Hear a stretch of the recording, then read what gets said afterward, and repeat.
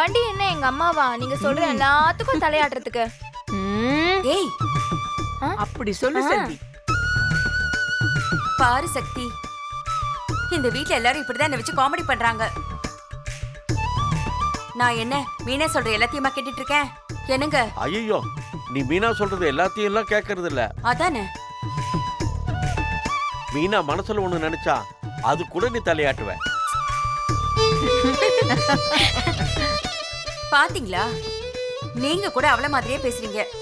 அம்மா, மருமகளை மக மாதிரி எத்தனை மாமியார் நினைக்க முடியும்? நீ இப்படியே இருமா. யாரு என்ன கிண்டல் பண்ணாலும் நீ சேரனுக்கு சப்போர்ட் பண்றியோ இல்லையோ, மீனா பக்கம் தான் நிக்கணும். நல்லா சொல்லு சக்தி. அத்தையும் மருமகளையும் பிரிக்கிறதுக்கு வீடே கங்கணம் கட்டிட்டாலே இது. என்னாச்சு வேலு? மாப்ள, இன்னைக்கு இந்த வண்டி ஸ்டார்ட் ஆகாது. இன்ஜின் ஃபால்ட் ஆயிருக்குன்னு நினைக்கிறேன். ஒன்று பண்ணுங்க, ஆளை அனுப்பி ஷெட்டு கொண்டு போக சொல்லுங்க. இல்லை ஷெட்டு வரைக்கும் டோ பண்ணிடலாமா? வாங்க. அதெல்லாம் நான் வந்து பாத்துக்கிறேன் வேலன். ஆஃபீஸ் போகணும், நான் கேப் புக் பண்ணிக்கிறேன், நீங்க கிளம்புங்க. என்னது? எங்க வீட்டு மாப்பிள்ள நீங்க கேப்ல போறதா? நல்ல கதையா இருக்கே. என்ன மாப்பிள்ள, உங்களை நான் கேப்ல போக விட்டு நாங்க கார்ல போனா உங்க தங்கச்சி சும்மா விட்டுருவாளா? இல்ல என் தங்கச்சி மீனாவை சமாளிக்க முடியுமா? அதெல்லாம் சமாளிக்க முடியாது மாப்பிள்ள.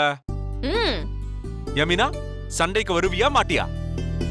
பின்ன வராம நானே அப்பா கிட்ட சொல்லி இவருக்கு ஒரு வண்டி வாங்கி கொடுக்க முடியலையேன்னு கவலைப்பட்டுக்கிட்டு இருக்கேன். இதுல நீ வேற உன் வண்டியில கூட்டிட்டு போக மாட்டியா? நான் எப்ப மீனா சொன்னேன்? ஏய், என்ன மீனா? அத்தா, அண்ணன் உங்களை ஆபீஸ்ல கூட்டிட்டு போய் விடும். நீங்க போங்க, போய் வண்டியில ஏறுங்க. இதுவும் நம்ம வண்டி மாதிரி தான். அவங்களுக்கு 1000 வேலை இருக்கும், எதுக்கு தேவையில்லாத டிஸ்டர்பன்ஸ்? வேலு, நீங்க கிளம்புங்க. ஐயோ மாப்பிள்ள, எனக்கு ஒரு வேலையும் இல்ல. 1000 வேலை இருந்தாலும் இது 1001 தான். நீங்க முதல்ல வண்டியில வந்து உட்காருங்க.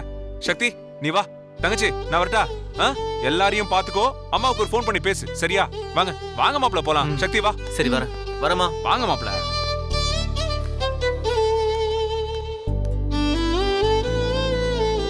பாய்க்கா.